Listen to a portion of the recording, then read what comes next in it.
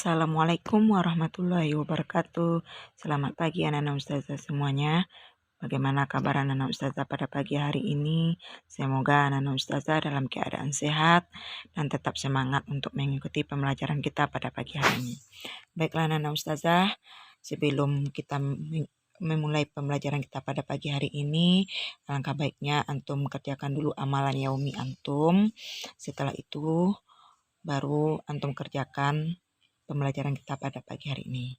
Pembelajaran kita pada pagi hari ini kita awali dengan membacakan Bismillahirrahmanirrahim.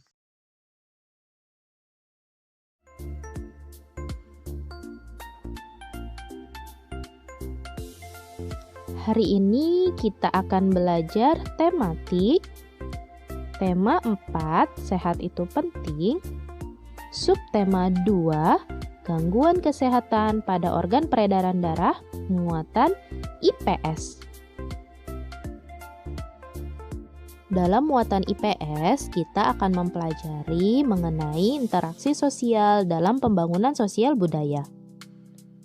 Pembangunan sosial budaya adalah suatu proses perubahan sosial budaya yang bertujuan untuk meningkatkan taraf hidup masyarakat. Pembangunan sosial budaya dilaksanakan di beberapa aspek, antara lain dalam bidang bahasa sebagai identitas bangsa, adat istiadat dan tradisi, serta hubungan manusia dengan alam. Pembangunan dalam aspek bahasa sebagai identitas bangsa. Bangsa Indonesia memiliki bahasa nasional, yaitu Bahasa Indonesia. Bahasa Indonesia merupakan bahasa pemersatu seluruh warga negara Indonesia. Sementara itu, bangsa Indonesia juga memiliki beragam bahasa daerah dari berbagai suku. Pembangunan dalam bidang bahasa antara lain sebagai berikut. Yang pertama, bahasa Indonesia diajarkan di sekolah. Tujuannya adalah agar semua warga negara Indonesia dapat berkomunikasi menggunakan bahasa Indonesia dengan baik dan benar. Yang kedua, bahasa Indonesia digunakan di sekolah, lembaga pemerintahan, dan tempat umum sebagai alat komunikasi utama. Yang ketiga, bahasa Indonesia dikembangkan oleh pemerintah, misalnya dengan menyerap kosakata baik dari kosakata asing maupun kosakata bahasa daerah untuk memperkaya kosakata bahasa Indonesia. Dan yang keempat, bahasa daerah sebagai kekayaan bangsa Indonesia harus dilestarikan, misalnya dengan menggunakan bahasa daerah untuk upacara adat atau percakapan sehari-hari di dalam keluarga. Pembangunan dalam aspek adat istiadat dan tradisi. Dalam adat istiadat dan tradisi terdapat norma-norma yang mengatur perilaku masyarakat di suatu daerah. Misalnya tata cara upacara pernikahan, pemakaman warga, serta tata cara menghormati orang yang lebih tua atau yang dituakan. Pembangunan dalam aspek adat istiadat dan tradisi antara lain sebagai berikut. Yang pertama, melestarikan adat istiadat di suatu daerah, misalnya melakukan upacara adat sesuai dengan tata cara adat tersebut. Dan yang kedua, melaksanakan norma-norma yang terdapat dalam suatu adat istiadat, misalnya warga masyarakat yang lebih muda menghormati orang yang lebih tua.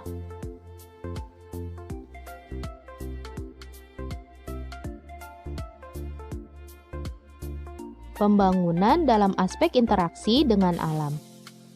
Pembangunan dalam aspek interaksi dengan alam antara lain sebagai berikut. Yang pertama, mengolah sumber daya alam, misalnya mengolah kayu dengan teknologi modern.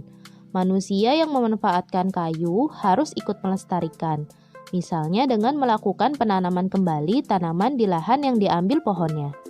Dan yang kedua, membangun sarana dan prasarana untuk masyarakat dengan tetap memerhatikan dampak lingkungan agar lingkungan tidak rusak. Pembangunan dengan memanfaatkan sumber daya alam harus disertai dengan pelestariannya agar ketersediaan sumber daya alam tersebut tetap terjaga. Hal ini bertujuan agar pembangunan tetap berkelanjutan. Interaksi dalam bidang pendidikan. Manusia adalah makhluk sosial, sehingga manusia akan selalu berinteraksi dengan manusia lain. Dalam kegiatan berinteraksi tersebut, ada interaksi yang dilakukan dalam bidang pendidikan. Pendidikan berfungsi membantu seseorang dalam pengembangan dirinya.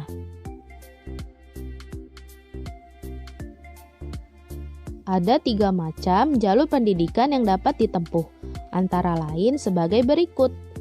Yang pertama, pendidikan formal.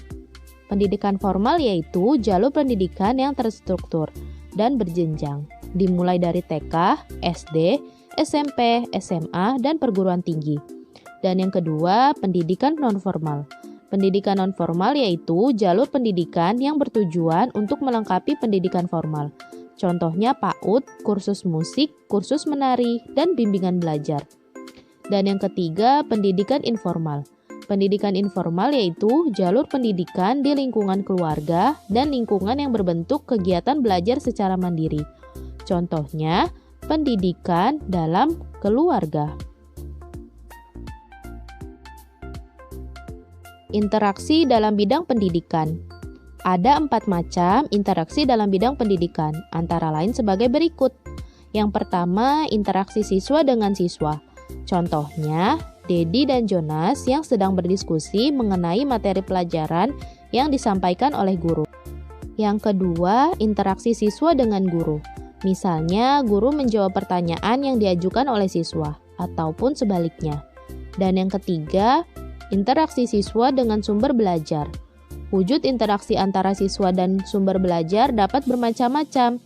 Misalnya, siswa mendengarkan guru menjelaskan materi pelajaran dan siswa membaca buku. Yang keempat, interaksi siswa dengan lingkungan. Misalnya, siswa MIT Nurul Iman 2 melakukan karya wisata ke museum. Nah, teman-teman, itu adalah macam-macam interaksi sosial dan contoh-contohnya. Hari ini kita akan belajar tematik, tema 4, sehat itu penting, subtema 2, gangguan kesehatan pada organ peredaran darah, muatan PPKN dan SBDP. Muatan PPKN.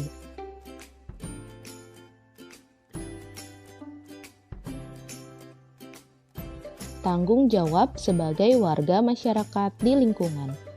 Setiap warga masyarakat memiliki tanggung jawab di lingkungannya. Beberapa tanggung jawab warga masyarakat misalnya sebagai berikut. Yang pertama, saling menghormati dengan tetangga.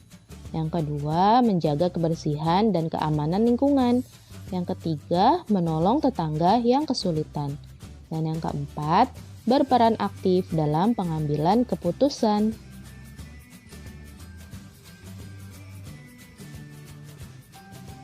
Tanggung jawab sebagai warga masyarakat dalam pengambilan keputusan. Pengambilan keputusan bersama dalam masyarakat Indonesia biasanya dilakukan dengan cara musyawarah untuk mencapai mufakat. Namun, jika kata sepakat tidak tercapai melalui musyawarah, dapat dilakukan pemungutan suara atau voting. Pengambilan keputusan dapat dilakukan untuk menyelesaikan beberapa masalah. Misalnya, memilih ketua RT atau RW, menentukan jadwal kerja bakti dan ronda atau siskambling di lingkungan, serta menentukan acara pada HUT Kemerdekaan Republik Indonesia. Berikut ini adalah contoh tanggung jawab masyarakat dalam pengambilan keputusan bersama. Yang pertama, mengikuti dan mengamati pemilihan ketua RT atau RW. Yang kedua, melaporkan pelanggaran yang terjadi pada saat pemilihan. Dan yang ketiga, mengikuti musyawarah warga yang diadakan di lingkungan. Dan yang keempat, memberikan saran dan pendapat atas masalah dalam rapat.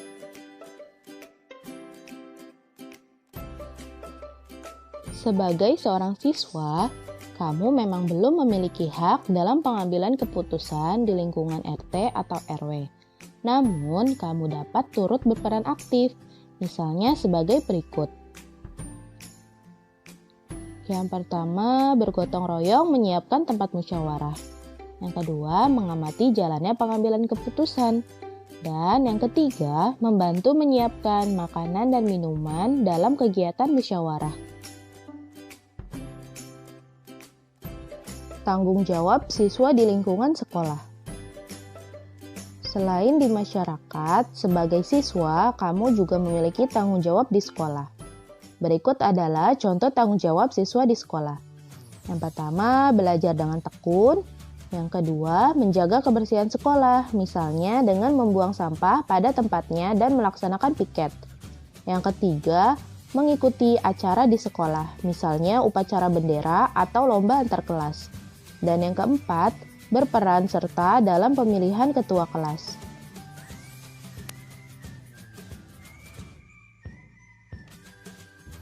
Tanggung jawab dalam melaksanakan tugas. Sebagai seorang pelajar, kamu memiliki tanggung jawab. Salah satu tanggung jawabmu adalah melaksanakan tugas yang diberikan oleh guru. Berikut ini contoh bentuk tanggung jawab dalam melaksanakan tugas. Yang pertama, mengerjakan tugas dengan bersungguh-sungguh. Yang kedua, mengerjakan tugas masing-masing sesuai dengan keputusan bersama. Dan yang ketiga, mengumpulkan tugas sesuai dengan waktu yang telah ditentukan. Perhatikan gambar di samping. Pada gambar terlihat kelompok Lani sedang melakukan piket kelas. Piket kelas merupakan salah satu tanggung jawab kelompok. Setiap anggota kelompok Lani melakukan tugas masing-masing. Ada yang menyapu, mengelap kaca, mengelap meja guru, dan membersihkan papan tulis. Mereka melakukan tugasnya dengan sungguh-sungguh. Nah, itu adalah contoh tanggung jawab dalam melaksanakan tugas. Mereka bertanggung jawab dengan tugasnya masing-masing. Muatan SBDP.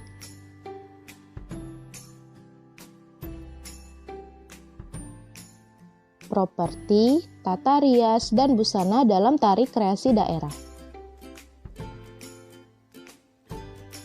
Properti tari merupakan salah satu pelengkap sebuah tari kreasi daerah.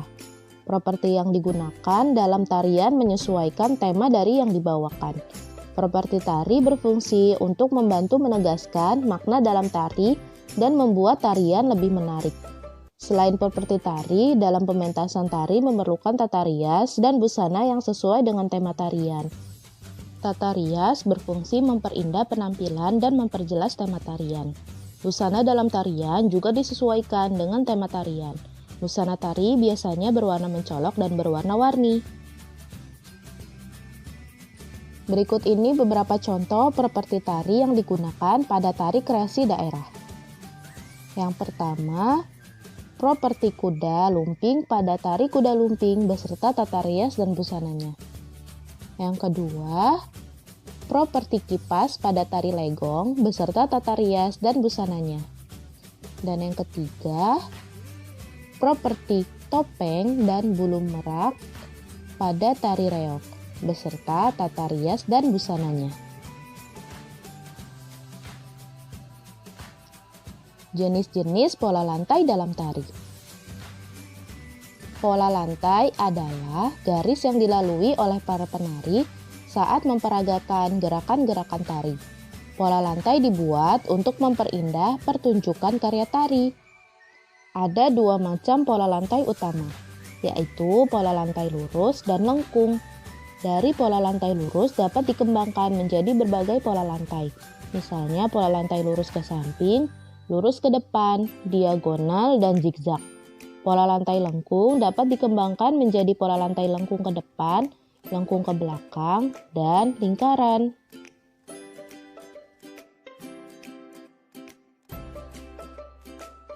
Berikut ini adalah contoh gambar pola lantai.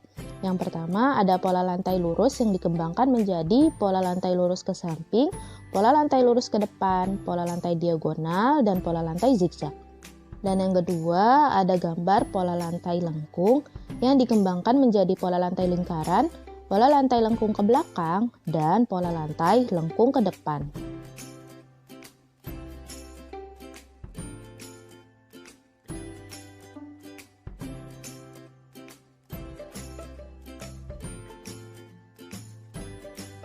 Pola lantai dalam tari kreasi daerah. Pola lantai tari kreasi daerah memiliki makna. Garis lurus memberikan kesan lembut, Garis mendatar memberikan kesan istirahat, garis melingkar atau melengkung memberi kesan manis, sedangkan diagonal memberi kesan kuat. Berikut contoh tari kreasi daerah dan pola lantai yang terbentuk dalam tarian tersebut. Yang pertama, ada tari piring menggunakan pola lantai garis lengkung dan membentuk lingkaran. Dan yang kedua, ada tari saman menggunakan pola lantai garis lurus. Dan yang ketiga, ada tari pendet menggunakan pola lantai garis lengkung. Hari ini kita akan belajar tematik. Tema 4, sehat itu penting. Subtema 3, cara memelihara kesehatan organ peredaran darah manusia. Muatan SBDP, PPKN, dan IPS. Muatan SBDP.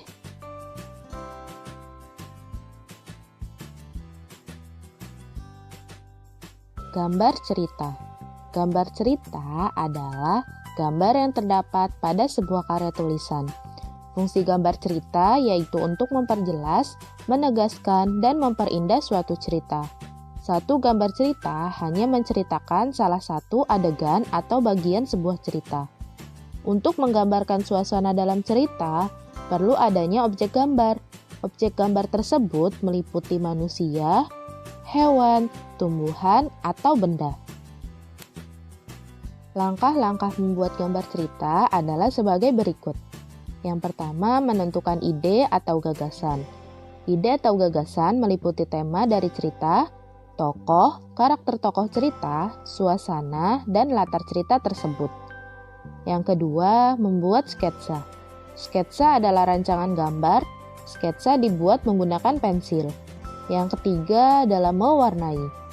Sketsa kemudian dipertegas hingga menjadi gambar jadi. Gambar tersebut kemudian diwarnai.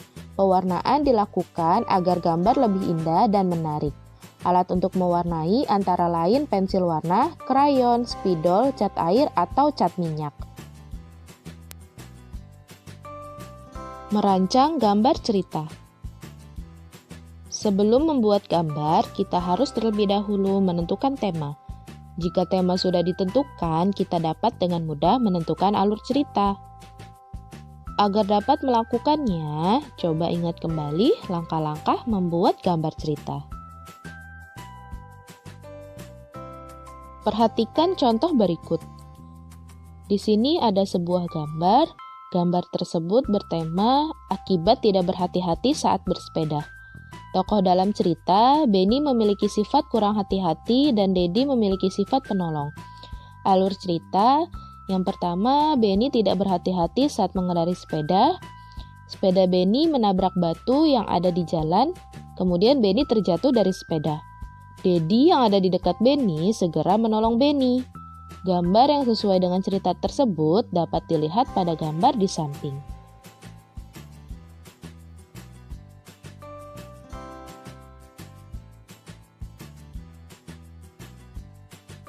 Muatan PPKN.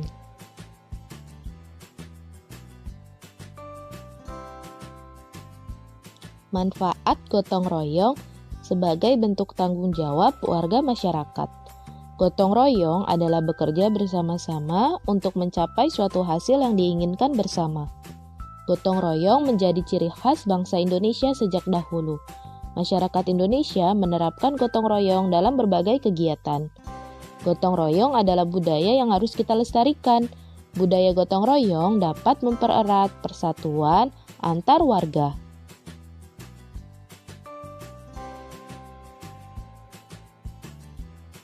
Unsur-unsur gotong royong adalah sebagai berikut. Yang pertama, kegiatan dilakukan dengan cara bekerja sama. Yang kedua, semua peserta gotong royong ikut serta sesuai kemampuan masing-masing. Yang ketiga, dilakukan secara sukarela dan tanpa pamrih. Dan yang keempat, bermanfaat bagi kepentingan bersama. Manfaat gotong royong dalam kehidupan antara lain sebagai berikut. Yang pertama, membuat pekerjaan menjadi lebih cepat selesai. Yang kedua, pekerjaan yang sulit lebih mudah diselesaikan secara bersama-sama. Yang ketiga, memperkuat rasa persatuan dan kesatuan antar warga. Yang keempat, memupuk solidaritas dan semangat kebersamaan antar warga. Yang kelima, menciptakan hubungan yang harmonis antar warga. Dan yang keenam, menumbuhkan sikap tolong-menolong dan kekeluargaan antar warga. Hak, kewajiban, dan tanggung jawab sebagai warga masyarakat.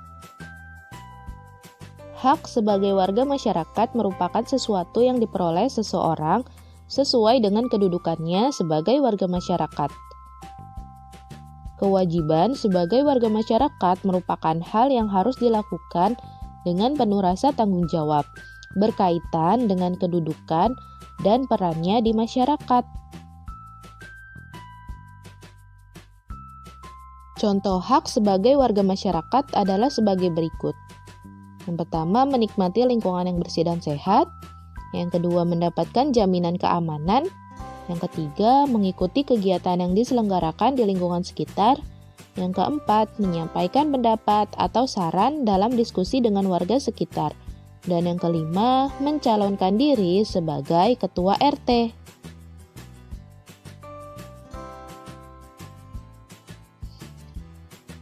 Contoh kewajiban sebagai warga masyarakat. Yang pertama, menjaga ketertiban dan keamanan lingkungan. Yang kedua, menjaga kebersihan lingkungan. Yang ketiga, saling menghormati dan menghargai antar warga. Yang keempat, menghargai pendapat orang lain saat musyawarah. Dan yang kelima, mematuhi peraturan yang berlaku dalam masyarakat. Contoh tanggung jawab sebagai warga masyarakat adalah sebagai berikut. Yang pertama, mengikuti pemilihan ketua RT. Yang kedua, menghargai hasil diskusi. Yang ketiga, membuang sampah di tempat sampah. Yang keempat, mengikuti kerja bakti membersihkan lingkungan. Dan yang kelima, melaksanakan ronda malam.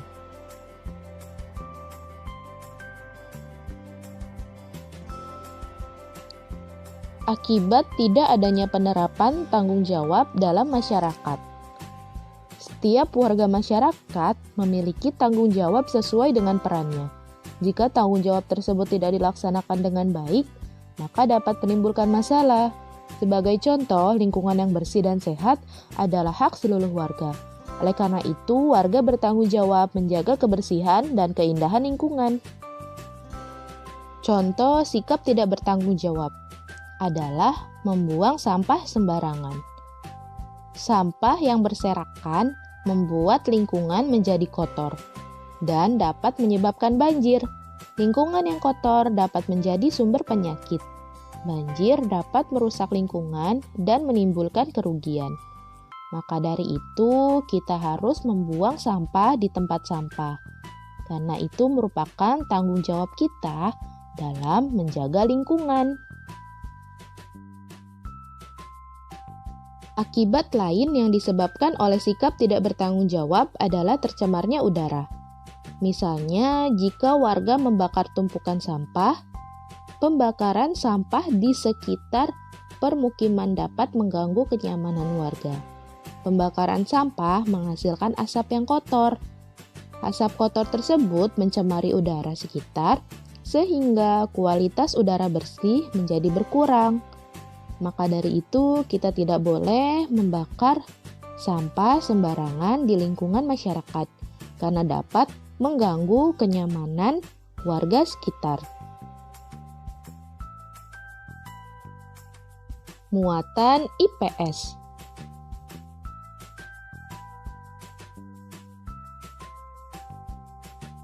Interaksi sosial dalam bidang ekonomi.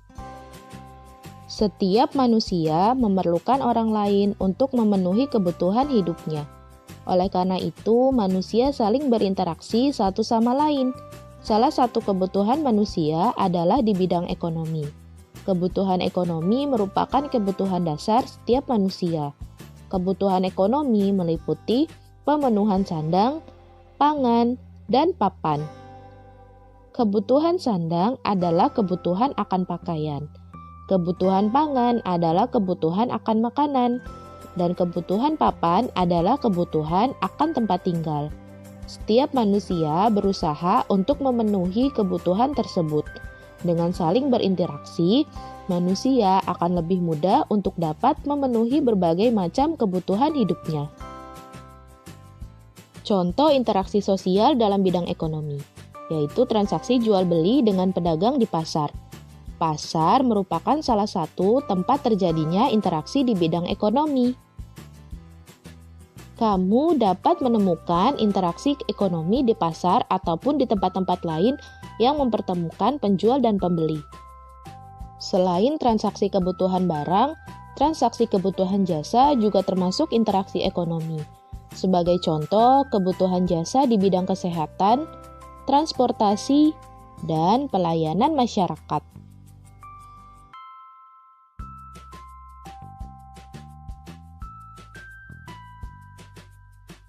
Interaksi sosial dalam bidang sosial budaya. Manusia biasanya hidup berkelompok dan bermasyarakat. Dalam kehidupan bermasyarakat, kita harus dapat beradaptasi dengan lingkungan agar keberadaan kita dapat diterima. Adaptasi tersebut meliputi perilaku, aturan, norma, dan adat istiadat yang berlaku di lingkungan tersebut. Interaksi sosial dalam bidang pendidikan. Interaksi dalam bidang pendidikan diperlukan agar proses belajar mengajar dapat berjalan dengan baik. Contoh interaksi dalam bidang pendidikan adalah yang terjadi di kelas. Misalnya, siswa mendengar penjelasan guru. Tetap semangat ya teman-teman dalam belajar dan harus selalu menjaga kesehatan. Dan semoga teman-teman selalu berada dalam keadaan sehat walafiat dan berada dalam lindungan Allah Subhanahu wa Ta'ala. Oke teman-teman, mari kita tutup pembelajaran pada hari ini dengan membaca hamdalah. Alhamdulillahirabbil alamin. Wassalamualaikum warahmatullahi wabarakatuh.